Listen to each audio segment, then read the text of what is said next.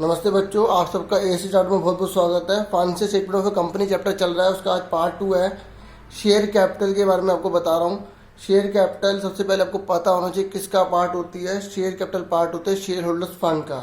फिर आपसे पूछा जा रहा है कि शेयर कैपिटल किसे कहते हैं, तो आप ये बताओगे शेयर कैपिटल जो है पहला पार्ट होती है, फर्स्ट पार्ट होती है शेयर होल्डर फंड का। फिर आप ये बताना कि जो शेयर कैपिटल होती है वो किसी कंपनी के द्वारा जो शेयर इशू किए जाते हैं, तो जो शेयर होल्डर फंड से जो टोटल अमाउंट रिसीव्ड होता है वो शेयर कैपिटल है। शेयर कैपिटल के अंदर क्या क्या पार्ट होते हैं? Authorised capital, issued capital, subscribed capital. ठीक है। ऑथराइज कैपिटल का मतलब होता है कि एक कंपनी को जो पूरी अथॉरिटी है कि अपने पूरे टाइम पीरियड के अंदर वो कितने शेयर इशू कर सकती है और कितने अमाउंट टोटल कलेक्ट कर सकती है, वो ऑथराइज कैपिटल है। मतलब इससे ज़्यादा कंपनी शेयर इशू नहीं कर सकती। ठीक है। और ऑथराइज कैपिटल को हम ये भी बोल सकते हैं कि मैक्सिमम कैपिटल। क्या बोल सकते हैं? Maximum capital. ठीक है। जैसे कंपनी ने अपने मेमोरेंडम ऑफ एसोसिएशन में लिखा, क्योंकि कंपनी को इसको मेमोरेंडम ऑफ एसोसिएशन में लिखना पड़ता है। ठीक है। किसमें लिखना पड़ता है? मेमोरेंडम ऑफ एसोसिएशन में। तो अगर कंपनी ने ये रिटर्न में लिखा है कि वो 1 लाख शेयर इशू करेगी, 1 लाख अपनी कंपनी की लाइफ में 1 lakh maximum 1 lakh share issue करेगी, तो वो ऑथराइज कैपिटल है। ठीक है। और जो शेयर कैपिटल होती है ना, तो उसके अंदर मैं इक्विटी की भी बात कर रहा हूँ, प्रेफरेंस की भी बात कर रहा हूँ, क्योंकि इसमें इक्विटी और प्रेफरेंस दोनों आते हैं। ठीक है। ऑथराइज कैपिटल के अंदर भी वही चीज़ है, इक्विटी और प्रेफरेंस। मतलब कंपनी के पास ये राइट होता है कि जो उसके पास जो शेयर कैपिटल है ना, जो टोटल जो उसके पास रिसीव हुआ है, तो वो उसको किस रूप में कलेक्ट कर रही है। इक्विटी में कितना कर रही है, प्रेफरेंस में कितना कर रही है। कंपनी चाहे तो अगर उसके पास 1 लाख है शेयर्स, मैं खाली शेयर्स की बात कर रहा हूँ, अगर कंपनी को 1 लाख शेयर है तो कंपनी ने क्या करा, इसको डिवाइड कर लिया, 50,000 इक्विटी कर लिए, 50,000 प्रेफरेंस कर लिए। ठीक है। आपको इक्विटी और प्रेफरेंस के बारे में पता होगा। इक्विटी के अंदर जो होता है वो डिविडेंड फिक्स नहीं होता, प्रेफरेंस के अंदर डिविडेंड फिक्स होता है। इक्विटी के अंदर जो अमाउंट पे की जाती है वो प्रेफरेंस की बात की जाती है। ठीक है। कहने को लास्ट में की जाती है। ठीक है। और इक्विटी वालों को ज़्यादा रिस्क होता है, प्रेफरेंस वालों को कंपेरेटिव इक्विटी कम रिस्क होता है। यहाँ तक समझ में आ गई। तो ऑथराइज कैपिटल का मतलब होता है जो कंपनी अपनी पूरी लाइफ में कितने शेयर इशू कर सकती है, कितनी उसको अथॉरिटी है, उसको हम क्या बोलते हैं? ऑथराइज कैपिटल कहते हैं। जैसे मैक्सिमम 1 लाख शेयर्स है कंपनी के पास। ठीक है। अब कंपनी उन 1 लाख शेयर्स में से जितने शेयर पब्लिक को इशू कर रही है उसे बोलते हैं इशूड कैपिटल। मान लो कंपनी के पास 1 लाख ऑथराइज कैपिटल है और कंपनी ने 80,000 पब्लिक को इशू करे, तो उसे हम इशूड कैपिटल कहेंगे। समझ में आ गया।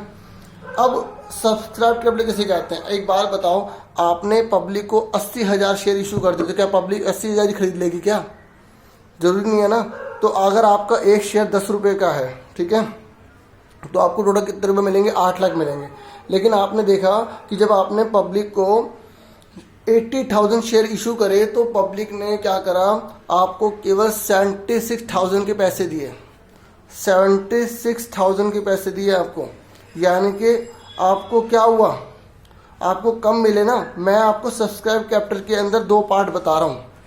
सब्सक्राइब कैपिटल के अंदर अभी ये ले पार्ट बाद में बताऊंगा। सब्सक्राइब कैपिटल के अंदर 2 पार्ट और होते हैं। एक होता है अंडर सब्सक्रिप्शन, एक होता है ओवर सब्सक्रिप्शन। अंडर कब होगा? अंडर तब होगा जब आपकी कंपनी ने 80,000 शेयर इशू करे और आपको कितने मिले? 76,000 मिले। मेरी बात समझ में आ रही है? हमारे पास टोटल कितने अथॉरिटी है? 1 लाख की। कंपनी ने इशू कितने करे? 80,000। 80,000 जब आपने इशू करे तो पब्लिक ने आपको खाली 76,000 के पैसे दिए, तो आप इसे बोलोगे अंडर सब्सक्रिप्शन। क्या बोलोगे? Under subscription. लेकिन अगर आपने, क्योंकि जनता को थोड़ी पता है कि कितने शेयर आपके पास है, कितने, ठीक है, कितने शेयर आपके आ चुके हैं, ये तो पता होगा कि 80,000 है, लेकिन उन्हें ये थोड़ी पता कि लोगों ने कितने कितने खरीद लिए। हर पर्सन तो इंडिविजुअल है ना, अलग अलग है। तो इसलिए यहाँ एक प्रॉब्लम क्रिएट हो जाती है अंडर की या ओवर की। ठीक है। अंडर की और ओवर की। अगर जनता ने 80,000 शेयर की जगह 76,000 शेयर लिए हैं तो उसको हम अंडर सब्सक्रिप्शन कहेंगे। लेकिन ये भी तो हो सकता है कि हमने इशू करे हैं 80,000 और जनता जो है वो 88 ले ले, तो उसे बोलेंगे ओवर सब्सक्रिप्शन। क्या बोलेंगे? ओवर सब्सक्रिप्शन बोलेंगे। लेकिन कंपनी के लॉ के अकॉर्डिंग 1956 के अकॉर्डिंग अगर हमारे पास जितने शेयर हम इशू कर रहे हैं उससे ज़्यादा अगर पब्लिक अप्लाई कर देती है तो हम उतने नहीं कर सकते, हम 80 ही करेंगे। बाकी 8,000 जो है शेयर है उसका पैसा वापस कर देंगे। तो हम 80,000 ही हम इशू करेंगे।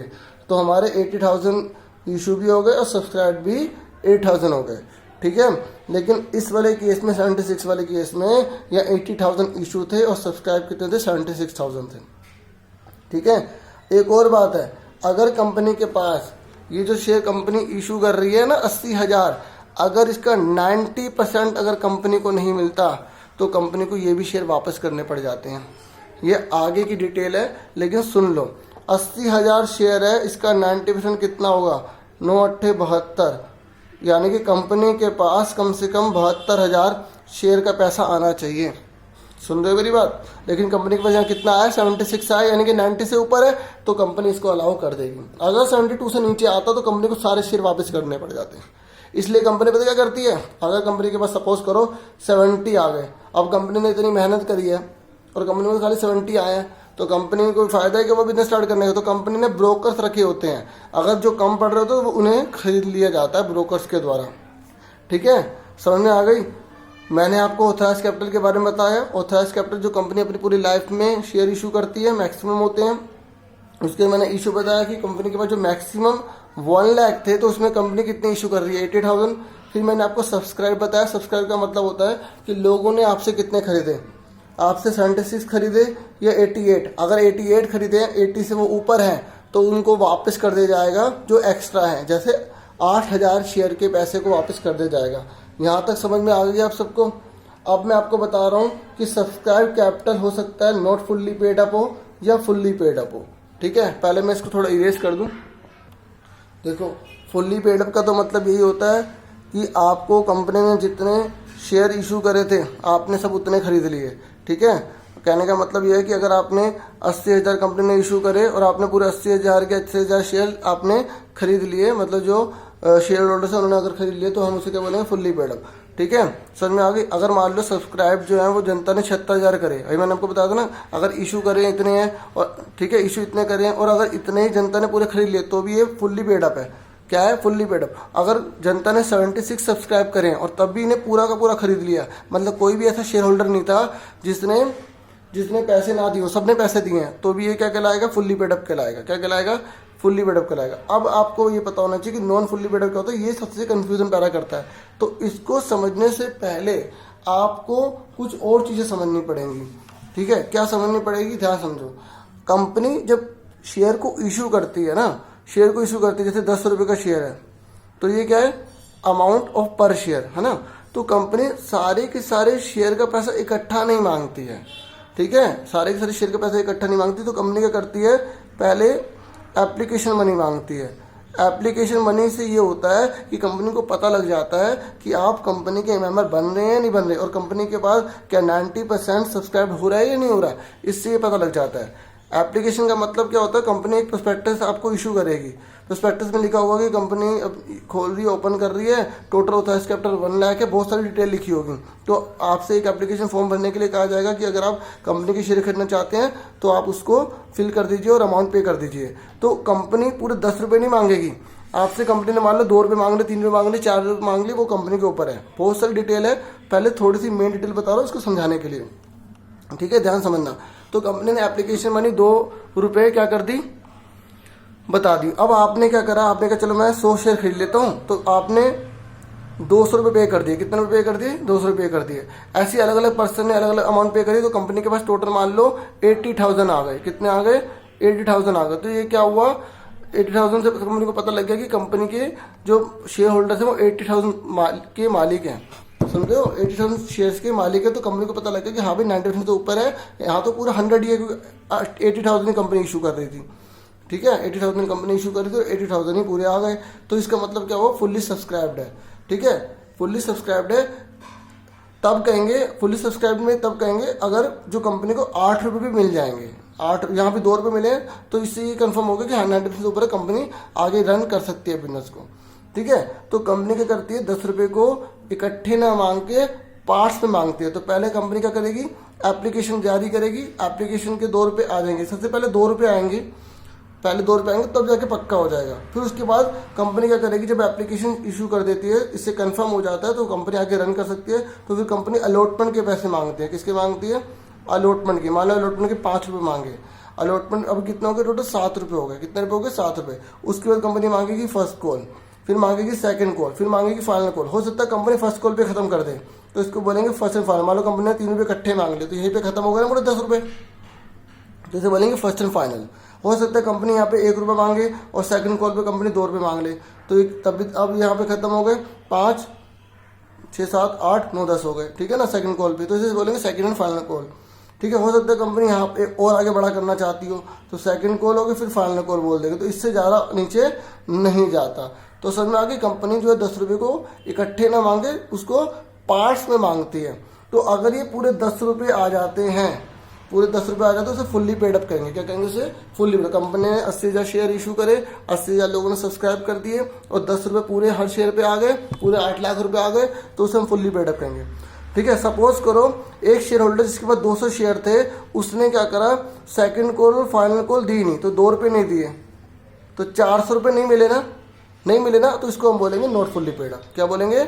Not fully paid up. Company ने पूरे 10 रुपये मांगे थे, 10 रुपये में से इसने 2 रुपये 200 शेयर पर नहीं दिए, तो 400 रुपये नहीं मिले, तो कंपनी को 8 लाख में 400 रुपये कम मिल रहे हैं ना।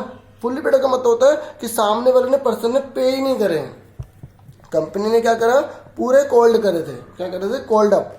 कोल्ड अप का मतलब था कंपनी ने कितने मांगे थे, कंपनी ने पूरे 10 रुपये मांगे थे, तो उसने पेड अप। पेड अप का मतलब होता है कितने उसने पे करे थे, तो उसने सिर्फ 400 रुपये नहीं करे, तो इसका मतलब क्या होगा? नॉट फुल्ली पेड अप हो गया। समझ में आ गई? अब एक और प्रकार से नॉट फुल्ली पेड अप होता है, जब कंपनी कोल्ड अप कम मांग ले। यहाँ ठीक है, जब कंपनी कोल्ड अप कम मांग ले, मान लो कि कंपनी ने 2 रुपये भी मांग लिए, 5 रुपये भी मांग लिए, और कंपनी ने बोला कि 1 रुपये भी मांग लिया, टोटल 8 रुपये मांग लिए। कंपनी ने बोला 2 रुपये बाद में मांगेंगे फ्यूचर में, तो कंपनी ने यहाँ पर कोल्ड अप कितने करे हैं? 5, 7 और 1, 8, 8 रुपये कोल्ड अप करें, 2 रुपये नहीं कोल्ड अप करें ना, तो उसको भी हम नॉट फुल्ली पेड अप बोलेंगे। तो समझ में आ गया? तो नॉट फुल्ली पेड अप कब कब होगा? जब कोई शेयर होल्डर अपने शेयर के पैसे नहीं देगा, तब नॉट फुल्ली पेड अप हो जाएगा। दूसरा, जब कंपनी ही 10 रुपये जितने उसके मैक्सिमम शेयर की अमाउंट है उससे कम मांगे, 9 रुपये, 8 रुपये, 7 रुपये, जनता से कम मांगे, और ये बोले कि फ्यूचर में बाकी मांग लेंगे, तो वो भी क्या हुआ? नॉट फुल्ली पेड अप हुआ। और तीसरा कैसे हो जाएगा नॉट फुल्ली पेड अप? कि जनता से कंपनी ने 8 रुपये मांगे, ठीक है, कितने मांगे? 8 रुपये, और उसमें भी एक शेयर होल्डर ने 200 रुपये नहीं दिए, ये भी तो हो सकता है ना, कंपनी भी कम मांग रही है और एक शेयर होल्डर भी नहीं दे रहा, तो ये भी क्या हुआ? नॉट फुल्ली पेड अप हुआ। समझ में आ गया?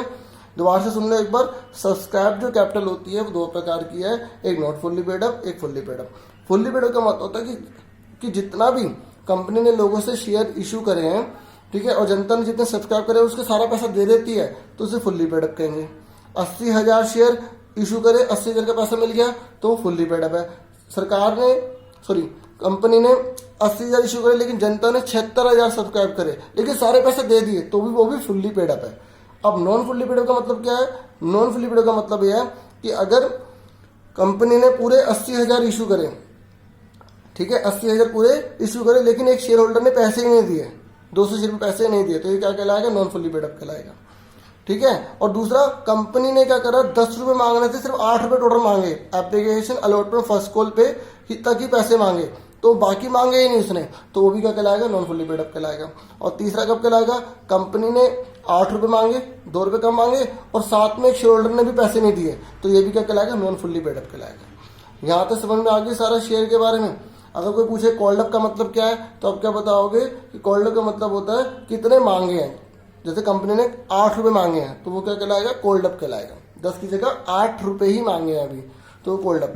अब 8 रुपये मांगे, इसका मतलब ये नहीं कि 2 रुपये कंपनी लेगी नहीं, बाद में लेगी। ठीक है, यहाँ तक समझ में आ गया। उसके बाद अब 2 नए टर्म और समझ लो। 2 नए टर्म है, call in arrear and call in advance. Call in arrear का मतलब होता है,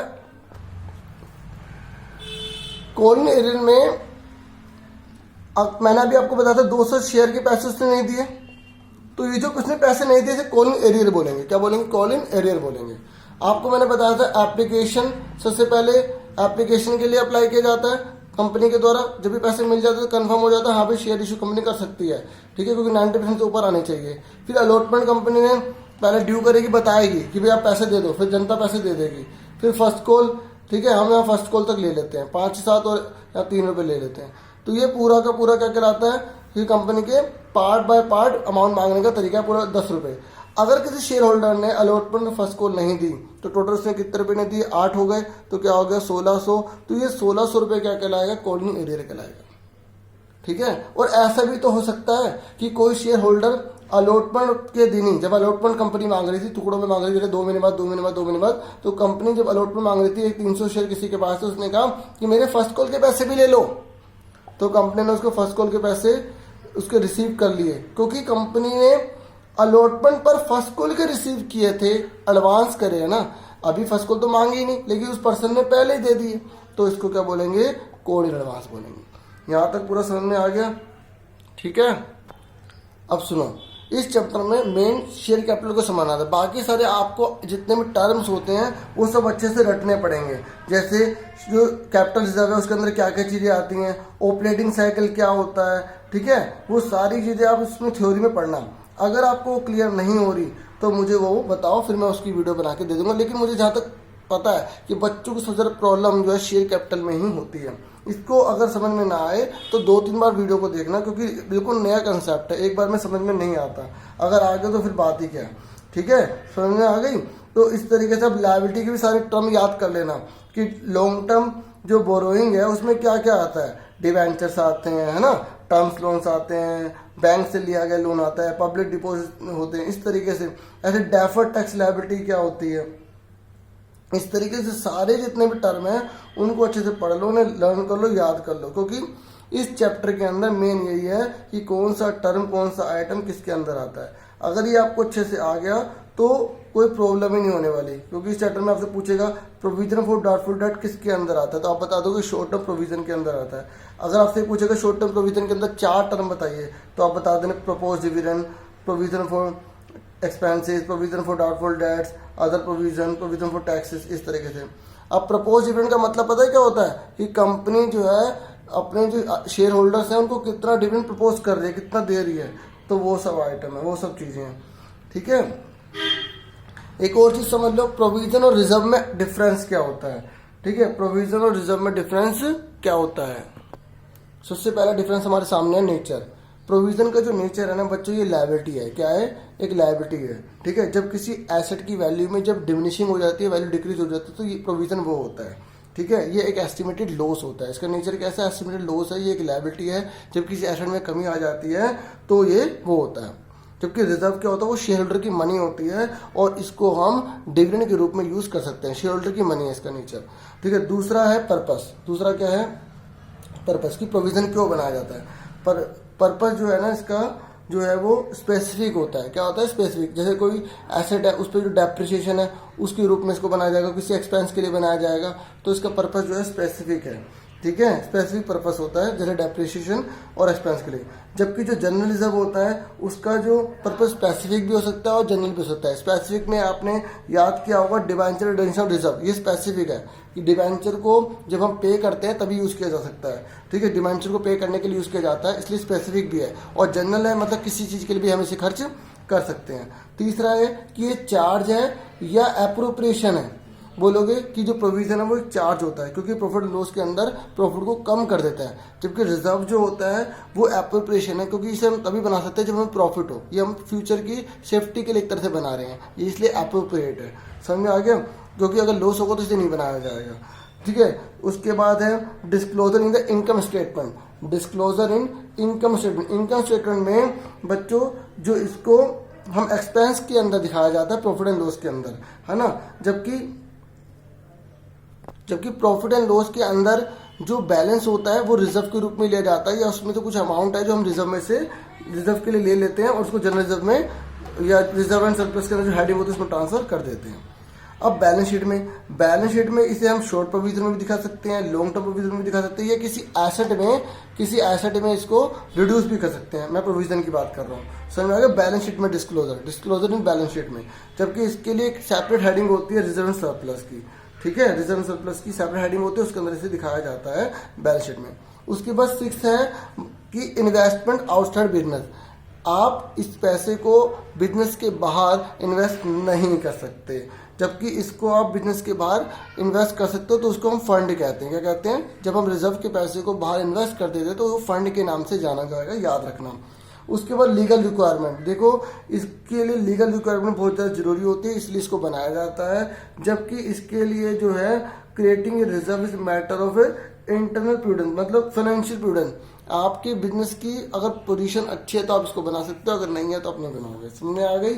इस तरीके से मैंने आपको पूरा डिफरेंस बता दिया है। ऐसे ही आपको एसेट के सारे पार्ट्स को अच्छे से लर्न कर लेना है। एसेट में कौन कौन से आते हैं, fix asset, non current asset, मतलब फिक्स एसेट जो होती है, ठीक है, और नॉन करंट एसेट या फिक्स एसेट जो हम बोल रहे हैं। क्योंकि जब हम कंपनी पढ़ते हैं तो नॉन करंट एसेट के अंदर एक पार्ट माना जाता है फिक्स एसेट को। ऐसी non current investment, deferred tax asset, long term loan, advances, इस तरीके सारी आती हैं। जब आपसे पूछेगा फिक्स एसेट तो आपको बताना पड़ेगा फिक्स एसेट में tangible asset, intangible asset, capital work in progress, intangible asset. अगर इसमें कोई टर्म या वर्ड को समझ नहीं आ रहा तो कमेंट बॉक्स में लिख देना, मैं उसको अच्छे से क्लियर कर दूंगा। ठीक है, इस तरीके से आज के लिए इतना बहुत है। उम्मीद करूंगा आपको अच्छे से समझ में आया होगा और आपके लिए बहुत वैल्यूएबल क्लास रही होगी। Thank you for watching. Like, share और सब्सक्राइब जरूर कीजिएगा, औरों का भला भी कीजिएगा। नमस्ते नमस्ते।